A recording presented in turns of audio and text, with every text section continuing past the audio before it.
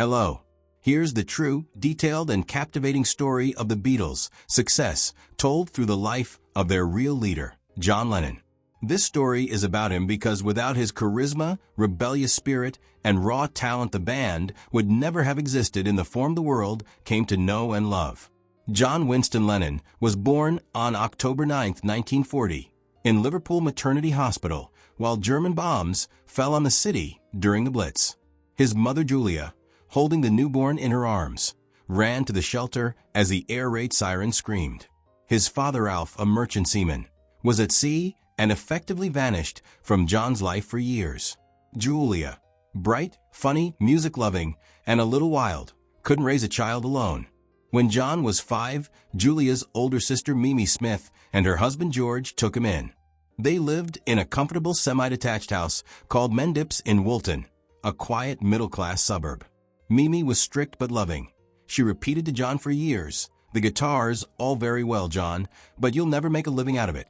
Ironically, it was Mimi who, in 1956, bought him his first proper guitar, a cheap Gallo-tone Champion, guaranteed not to split, for £5 tens. Being left-handed, John immediately reversed the strings and taught himself by studying photos in magazines. At school, John was a brilliant troublemaker. At Dovedale Primary, he was already the class clown. At Quarry Bank High School, he formed a gang, drew savage cartoons of teachers in his handwritten magazine, The Daily Howl, smoked behind the bike sheds, and fought anyone who looked at him the wrong way. One teacher told Mimi, "Your nephew will either end up in prison or become a millionaire." Both options seemed equally likely. Everything changed in 1956 when skiffle exploded across Britain. 15-year-old John heard Lonnie Donegan's Rock Island Line and lost his mind. He formed his first band almost instantly, the Quarrymen, named after his school. The lineup was pure teenage chaos. Pete Shotton on washboard, Eric Griffiths on guitar, Colin Hanton on drums, Rod Davies on banjo, Len Gary on tea-chest bass, and John singing and strumming rhythm. They played church fetes, youth clubs, and street parties. Saturday, July 6, 1957, the day the history of music took a sharp turn. The Quarrymen were playing the afternoon garden fete at St. Peter's Church in Woolton. After the set, John's friend Ivan Vaughan brought along a 15-year-old schoolmate, James Paul McCartney. Paul, also left-handed, picked up John's guitar, tuned it properly, and ripped through a perfect 20-flight rock, complete with every lyric and chord change. Then Long Tall Sally, then a medley of Little Richard hits. John was stunned and threatened. The kid was younger, but technically miles ahead. 2 weeks later, Pete Shotton passed Paul the message. "John says you can join if you want." Paul thought about it for half a second and said yes. Paul soon dragged along his quiet friend from the Liverpool Institute, 14-year-old George Harrison, a guitar wizard who could already play the difficult instrumental raunchy note for note. George auditioned for John on the top deck of a late-night Liverpool bus. John reluctantly accepted him, muttering, "All right, he can join, but he's still a kid." The core was now in place. John rhythm guitar vocals, Paul rhythm guitar vocals, George lead guitar, plus a revolving door of bassists and drummers. The band name mutated, Johnny and the Moondogs, the Silver Beatles, until John's art school friend Stuart Sutcliffe suggested Beatles, as a play on Buddy Holly's Crickets. John changed the spelling to Beatles for the double meaning, beat and beetle. In August 1960, an offer came to play in Hamburg that changed everything. In the red light district clubs of the Reeperbahn, they played 8 hours a night, 7 nights a week, sometimes longer. They lived in filthy rooms behind a cinema screen, ate once a day, swallowed Preludin pills to stay awake, and learned to make a show, as the German crowds demanded. John later said, "I was born in Liverpool, but I grew up in Hamburg." The endless stage time turned them from enthusiastic amateurs into a lethal live unit. Back in Liverpool in 1961, they acquired a drummer with movie star looks, Pete Best. Girls screamed for him, not the band. In Hamburg, they backed singer Tony Sheridan on a single, My Bonnie, which made it back to Liverpool. On November 9, 1961, a well-dressed 27-year-old named Brian Epstein walked into his family's NEMS record shop, and a customer asked for My Bonnie by the Beatles. Brian had never heard of them.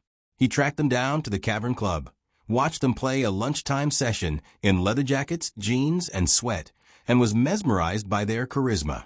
On December 10, 1961, he became their manager. Brian transformed them. Suits, ties, synchronized bows, no eating or swearing on stage. John resisted at first. "I'm not bowing like some bloody clown," but agreed for the sake of a recording contract. On New Year's Day 1962, they auditioned for Decca and were rejected with the immortal words, "Guitar groups are on the way out." Brian kept trying. On June 6, 1962, they auditioned for Parlophone producer George Martin at EMI's Abbey Road Studios. Martin liked the songs and the personalities, but told Brian, "The drummer isn't good enough." On August 16, Pete Best was sacked. Brian did the dirty work. In his place came Ringo star Richard Starkey from Rory Storm and the Hurricanes, a drummer the others already knew and loved from Hamburg. September 11, 1962. The Beatles, John, Paul, George, and Ringo, recorded Love Me Do. It reached only number 17, but it was the beginning. Their second single, Please Please Me, accelerated and harmonica-driven on George Martin's suggestion, hit number 1. The debut album Please Please Me was recorded in a single 12-hour day on February 11, 1963. By October 1963, Beatlemania had detonated across Britain. Teenage girls screamed so loud the music was inaudible. February 7, 1964. Pan Am Flight 101 touched down at the newly renamed JFK Airport. 4,000 fans waited in the freezing cold. 2 nights later, 73 million Americans watched the Beatles on The Ed Sullivan Show, the largest television audience in history at that point. I Wanna Hold Your Hand had already sold 1 million copies in advance. Within weeks, they held the top 5 positions on the Billboard Hot 100, a record that has never been equaled. John, the angry kid who once drew cartoons instead of doing homework, published his first book of stories and drawings in his own right in March 1964. It shot to the bestseller lists. In 1965, the 4 working-class boys from Liverpool received MBEs from Queen Elizabeth II. John later returned his in protest against Britain's involvement in Biafra and Vietnam. They played their last paid concert on August 29, 1966 at Candlestick Park, San Francisco. After that, they retreated to the studio and created masterpieces. Revolver, Sgt. Pepper's Lonely Hearts Club Band, the first true concept album. The White Album, Abbey Road, Let It Be. John brought avant-garde madness, I Am the Walrus, Strawberry Fields Forever. Paul brought perfect pop, Yesterday, Hey Jude. George brought Eastern philosophy, Within You Without You. Ringo brought heart and rock-solid grooves.